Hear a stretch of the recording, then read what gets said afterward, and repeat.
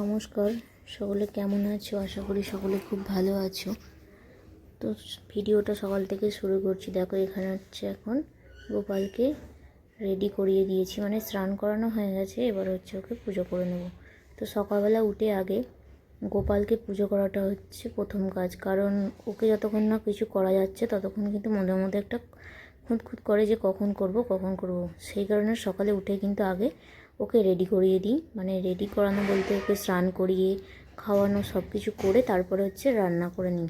আর রান্না তো সকালবেলা করতেই হয়, রান্না সকালবেলা না করলে সেটাও আবার একটা অসুবিধার জিনিস, কারণ খাবার না হলে নিয়ে যেতে পারবে না। তো এরকম একটা দিন তো হয়ই যে খাবার হয়তো হয়ে মানে রান্না করি না সকালে, হয়তো বেলার দিকে করি, তো সেসব দিন আলাদা। তো বেশিরভাগ দিনই কিন্তু সকালে উঠে আগে গোপালকে করে তারপরেই রান্না করার চেষ্টা করি। তো দেখো এখানে হচ্ছে খুব ঝমঝমিয়ে বৃষ্টি এসেছে, আর এই যে বৃষ্টি কবে ছাড়বে তার কোনো মানে ঠিকানা নেই আর কি। রোজই এরকম সারাদিনে কতবার যে বৃষ্টি হচ্ছে, আর বৃষ্টি হচ্ছে বলে জানো তো ওয়েদারটাও ঠান্ডা আছে, ভালোই লাগছে, তবে জামা কাপড় শুকনো করার একটু অসুবিধা হচ্ছে। আর এটা জানো তো সোমবারের ভিডিও। তো এখানে হচ্ছে এখন বাঁধাকপিটা করে নিচ্ছি, এটা হলো ভাতের তরকারি হবে। আর কালকে রবিবার ছিল, আর রবিবারের ভিডিওটা জানো তো অনেকবার চেষ্টা করলাম, মানে কালকে দেওয়ার চেষ্টা করেছিলাম, সেটা কেন জানি না মানে ডিলিট করে দিতে বলছে। তো কালকের ভিডিওটা আবারও আজকে সকালে একবার চেষ্টা করেছিলাম, তো তাও একই ব্যাপার হলো, দেখলাম কেন জানি না, বুঝতে পারছি না। তো তোমাদের যদি কারোর জানা থাকে অবশ্যই বলো। আর কালকে মাংস হয়েছিল, তো রাত্রে সেই মাংসটা কিছুটা ছিল একটু, তো সেটা মেয়ের জন্য আর ওর বাবার জন্য রেখেছিলাম। তো এখন হচ্ছে ওরা ওই জন্য একটু সকালে রুটিও করে নিয়েছিলাম জলখাবারের জন্য, তো ওরা একটু রুটি দিয়ে মাংস আর খেয়ে নিয়েছে। আর এখানে চলো মেয়ে আবার মনে হয় গোপালকে কিছু একটা করেছিল, এই জন্য হচ্ছে গোপালের এখন জামাটা খুলে আর কি জামাটা পাল্টে দেবে বলে, জামাটা ভিজে গিয়েছিল কিছু করতে গিয়ে। তো দেখো বৃষ্টিটা কিন্তু এখনও পড়ছে, আর আজকে না এমনই বৃষ্টি হচ্ছিলো ঝমঝমিয়ে, যে মনে হচ্ছিলো আজকে হয়তো আর কাজেও যেতে পারবে না আর স্কুলেও যেতে পারবে না। তো সেই জন্য মেয়েকে কিন্তু বলাও হচ্ছিলো যে সে যাতে আজকে স্কুল না যায়। তো কিন্তু কান্নাকাটি শুরু করে দিয়েছিল, কারণ ওর নাকি স্কুল যেতে খুব ভালো লাগে। তো সেটাই ওর বাবা বলছিল যে ওকে বলা মাত্রই ও কিন্তু কাঁদতে লাগছে। দিয়ে এখানে তারপরে দেখো ব্যাগ গুছিয়ে দিচ্ছি, কারণ বৃষ্টি হলেও কিন্তু এখন কিন্তু ওয়েদারটা একটু ঠিক হয়ে গেছে, মানে বৃষ্টিটা ছেড়ে গেছে। তবে বৃষ্টি কিন্তু প্রচুর পরিমাণে মেঘ করে আছে, আবারও হয়তো বৃষ্টি যে কোনো সময় চলে আসতে পারে। তবে যদি স্কুল যাওয়ার টাইমটা স্কুল থেকে ফেরার টাইমটা বৃষ্টিটা না হয় তাহলেই ভালো। তো এখানে সব কিছু বইপত্র গুছিয়ে দিচ্ছি, কারণ ঠিক করে নিজে বইপত্র গুছিয়ে নিতে পারে না, নয় পারে, কিন্তু ওই যে অনেক দেরি হয়ে যায়, টাইম অনেক লাগে। তো সেই কারণেই বই গুছিয়ে দিয়েছি। প্রথম তো পারতো না, তো এখন তো পারে। তো এখানে হচ্ছে রুটিনটা দেখে দেখে আমি আর কি বইটা গুছিয়ে দিচ্ছিলাম, কারণ রুটিনের অনুযায়ী। আর এমনকি ওদের স্কুলে মানে মেসেজ করে দেয় কোন দিন ক্লাসে বই নিয়ে যেতে হবে, কোন দিন খাতা নিয়ে যেতে হবে। তো সেই কারণে একটু দেখে ভালো করে গুছিয়ে দিতে হচ্ছে। আর পেন্সিল বক্স সব কিছুই প্রত্যেক দিন ঠিক করে দেখে দিই, কারণ কোন দিন কোনটা নিয়ে যেতে ভুলে যাবে।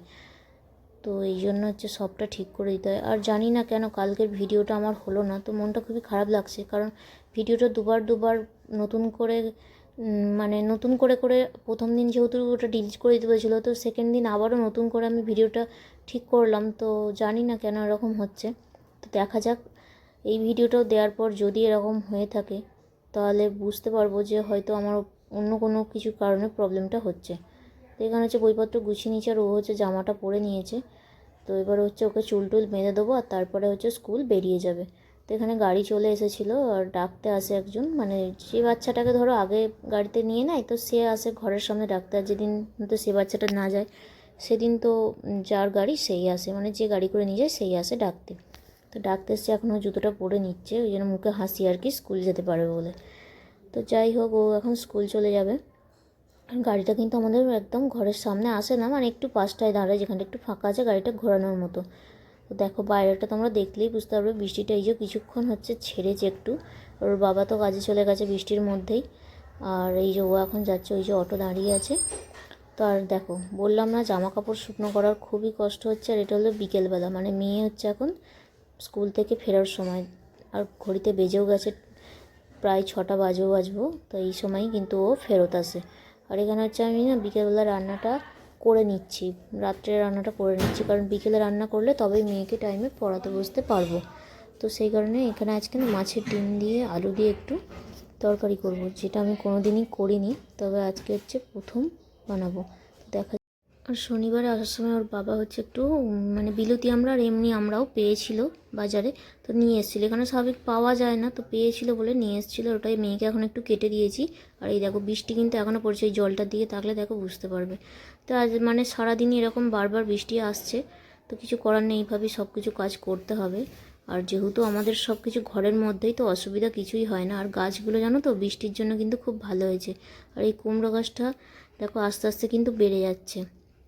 আর ওটাকে কিন্তু এখন কাটবো না, ওকে এখন অনেক কিছুদিন পর আর কি কাটবো, আর একটু বেশি বড় হলে, যেহেতু একটা সেহেতু একটু বেশি বড় হলে তারপরেই ভালো হবে।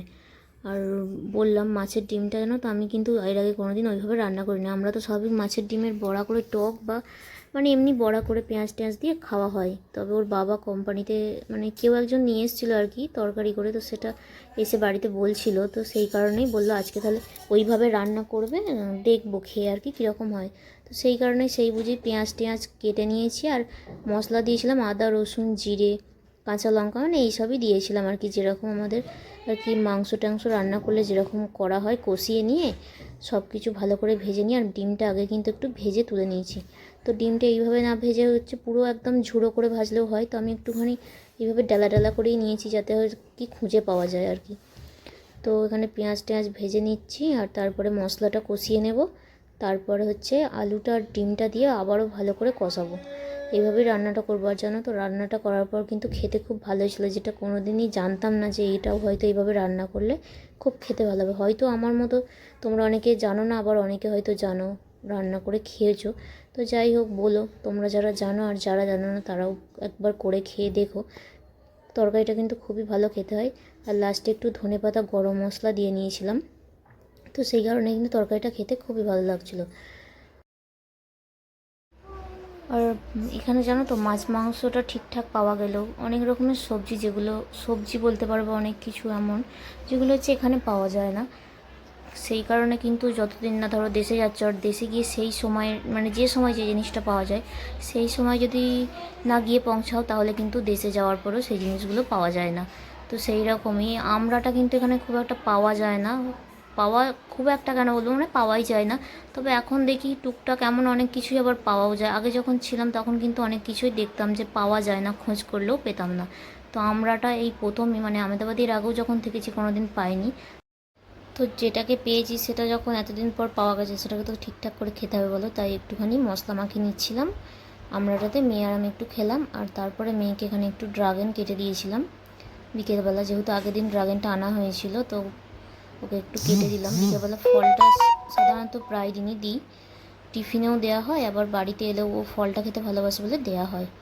তো আজকের ভিডিওটা এই পর্যন্তই, দেখা হচ্ছে পরে নতুন একটা ব্লগে। ততক্ষণ সবাই খুব ভালো থেকো, সুস্থ থেকো, সাবধানে থেকো।